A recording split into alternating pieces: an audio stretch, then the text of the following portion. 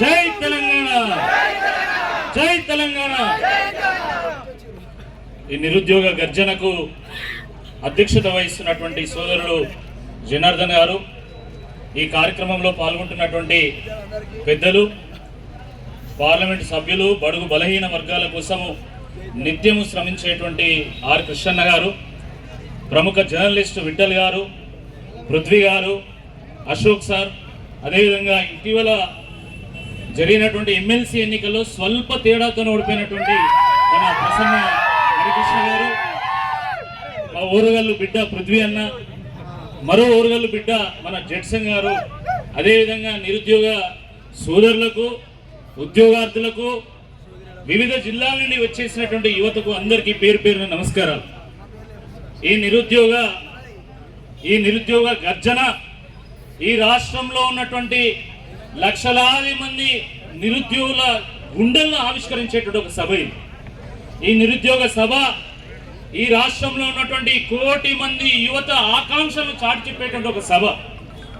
ఈ నిరుద్యోగ సభ కాంగ్రెస్ పార్టీ చేతిలో దగాబడ్డటువంటి తెలంగాణ బిడ్డల తిరుగుబాటు సభ.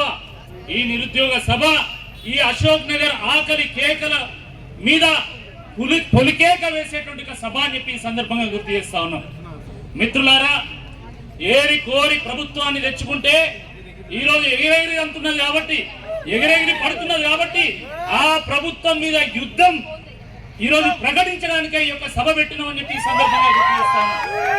మిత్రులారా, ఈరోజు నేను వస్తుంటే పేపర్ చూసుకుంటూ వచ్చిన, రేవంత్ రెడ్డి గారు మళ్ళీ ఢిల్లీ పోయాడు. రెండోసారి 47సారి ఆయన ఢిల్లీకి పోయిండు. మొన్న 4 సార్లు అందాల పోటీలకు పోయిండు. 4 గంటల పాటు మొన్న సినిమా అవార్డ్స్ ఫంక్షన్ లో పాల్గొన్నాడు.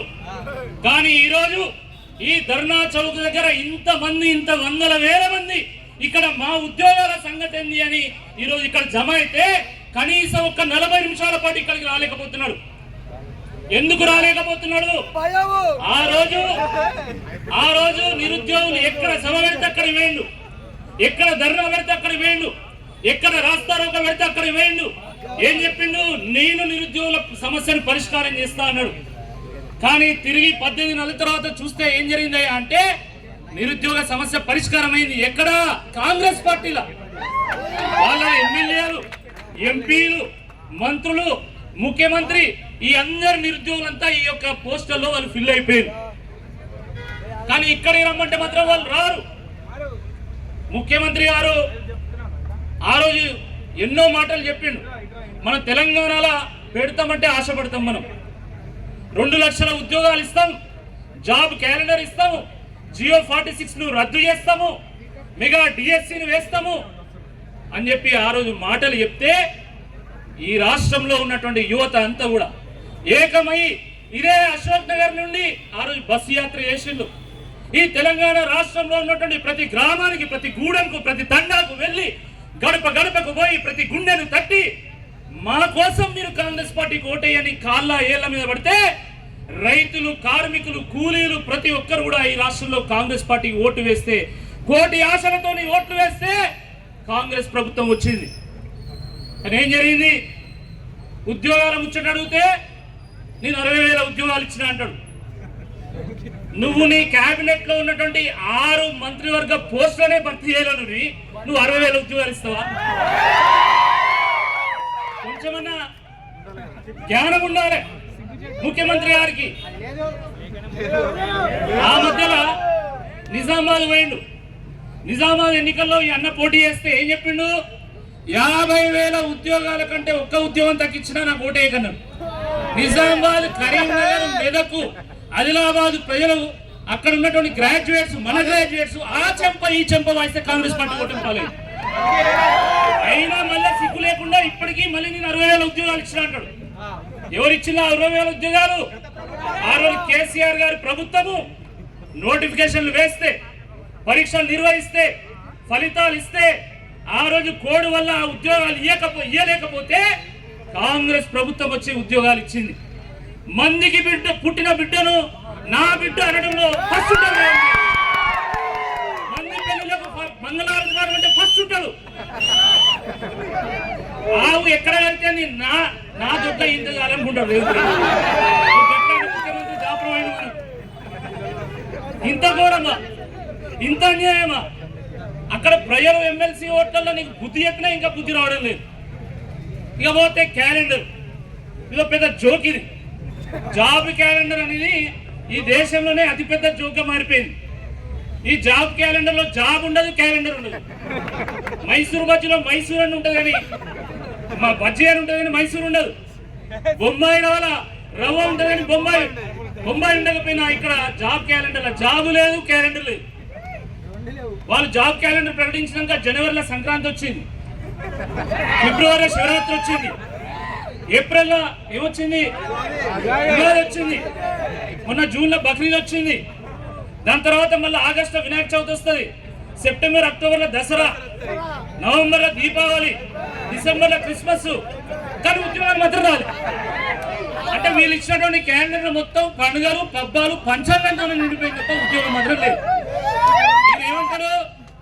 చంద్రబాబు నాయుడు నాకు ఆదర్శం, ఆయన 18 గంటలు పనిచేస్తాను, నేను కూడా 18 గంటలు పనిచేస్తాను.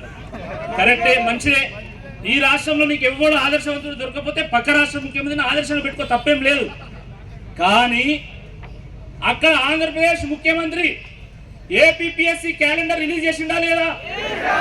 మరి ఈ ముఖ్యమంత్రికి ఏమైంది? ఏమైంది నీ ఆదర్శం? బీహార్ పబ్లిక్ సర్వీస్ కమిషన్ ఇచ్చింది calendar, Tamil Nadu public service commission ఇచ్చింది క్యాలెండర్. ఈ రాష్ట్రంలో అనేక పబ్లిక్ సర్వీస్ కమిషన్లు క్యాలెండర్ ఇస్తే, యూపీఎస్సీ క్యాలెండర్ ఇస్తే ఇప్పటి వరకు ఆ క్యాలెండర్ కు అతి గతి లేదు. అందుకే చెప్తున్నాం, ఇది ఉద్యోగ క్యాలెండర్ కాదు, ఉత్తుత్తి క్యాలెండర్, జాబ్లెస్ క్యాలెండర్ ఇది.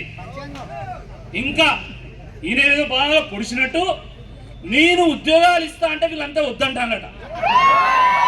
పనిగల్లా పోవాడు పందిరేస్తారట, కుక్కతో తాగి ఆ పందిరి కూలింది అన్నాడు. అట్లున్నది. ఈయన జాబులు ఇస్తారట, మనకు తీసుకోవడానికి మనం సిద్ధంగా లేవు. చలో దమ్ముంటే ఇవి వీళ్ళందరికీ ఇవి ఇక్కడ సగము జీతానికి కూడా పనిచేయడానికి సిద్ధంగా ఉన్నారు. దమ్ముంటే నీకు జాబ్ చేయడానికి.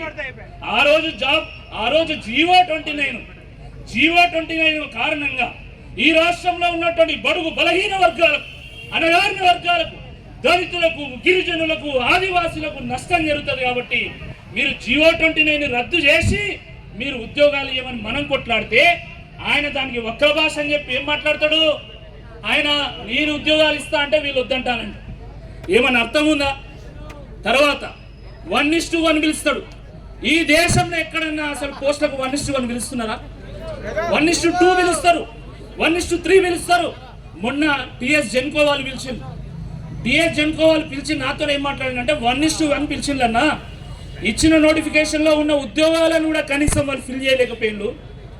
మరి మిగతా ఉద్యోగాల సంగతి ఏంటంటే మళ్ళీ వచ్చే నోటిఫికేషన్లు పెడతామంటే వాళ్ళు కోర్టుకు పోయింది. మిమ్మల్ని ఏమో ఈ నిరుద్యోగులు అందరూ కలిసి సెక్రటేరియట్ మెట్లెక్కిస్తే మీరేమో ఈ నిరుద్యోగులను కోర్టు మెట్లెక్కిస్తున్నారు, జైలు మెట్లెక్కిస్తున్నారు. బిడ్డ, ఈ రాష్ట్ర యువత తలుచుకుంటే ఏదైనా సాధ్యమని చెప్పి ఈ సందర్భంగా నేను గుర్తు చేస్తా ఉన్నా. మిత్రులారా, జియో 46 గురించి అయితే మీ అందరికీ తెలుసు. ఎంత ఘోరం అంటే 60-70 మార్కులు వచ్చిన వాడికి హైదరాబాద్ లో పోలీసు ఉద్యోగం వస్తుంది. కానీ 120 మార్కులు వచ్చి మా ఏటున్నరం బిడ్డకు, మా ఎక్కడన్నా కొత్తగూడెంలో ఉన్నటువంటి తమ్ముడికి వాళ్ళకు మాత్రం జాబ్ రాదు. ఎందుకు? గ్రామీణ విద్యార్థులంటే, గ్రామీణ అభ్యర్థులంటే ఇంత కక్షణ?